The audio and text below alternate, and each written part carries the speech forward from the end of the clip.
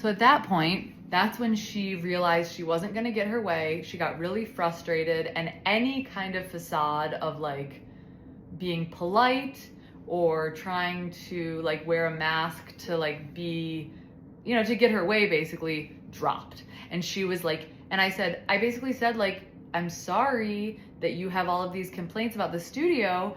It seems like it's not a good fit.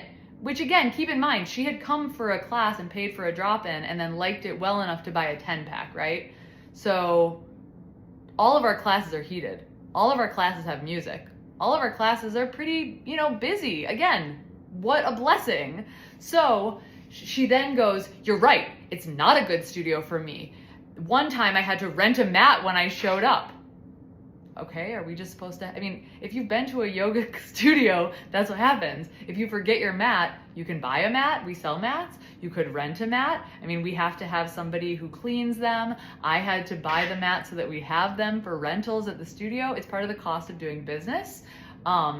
Maybe like back in the day, if you had sort of leftover lost and found mats, people would rent those out for free or let people use them for free. But we have Manduka Pros. Those are $120 yoga mats that we rent out. So we have to recoup that cost somewhere. We've got a dozen of them at each of the studios. So again, there's another cost of doing business that people don't really think about.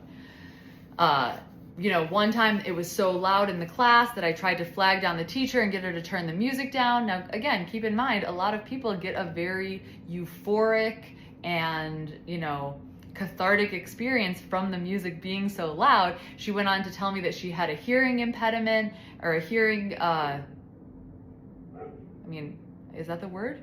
Impediment would be a speech impediment. She had a hearing issue. And when she was trying to flag down the teacher and continue to get the teacher to turn down the music, they told her like, sorry, this is a hot yoga class. She was offended by that. She was offended by the heat. She was offended by having to rent a mat. She unloaded on me for about 5 minutes about how she was so disappointed and how the studio, she was so overwhelmingly disappointed with the entire experience that she'd had. And then she hung up on me. So, so I put on my bathrobe and I made myself some hot water and I just started doing some stuff around the house. And then I just got frustrated and I was like, you know what?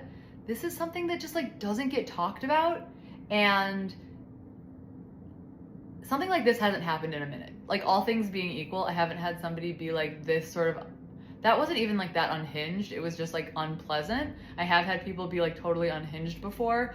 The stuff that happens behind the scenes at yoga studios is wild. And I have learned so much about myself in being patient with people and holding space for them. I've also learned, I mean, I know that I'm looking off into the distance because like I'm embarrassed to say it, but in my life, I have been a cranky bitch dealing with customer service people. And I know that sometimes I still get frustrated when I don't get my way. And what I've realized I do now that I work in customer service is like when I get frustrated and I realize that I'm sort of being disrespectful, or not even disrespectful, just like not cool about it, even when it's not somebody's fault, even when they don't have control. I mean, in this situation, I have control. I could have given this woman her way, but I didn't want to. Like, she was being terrible. And also, she doesn't like the studio. She's gonna come to the studio for 5 more classes and complain the whole time and make a scene in front of other students and give the teachers a hard time, and it's not gonna be pleasant. She's not gonna like it anyway. She just wants something because she let it expire and she wants her way, right? But when I realize that I'm being terrible now, I will stop and apologize to the person I'm talking to. I will be like, I am sorry. I am so frustrated. I completely realize that this is not your fault. Like, but I am so annoyed and frustrated right now, and I appreciate any help that you're giving me.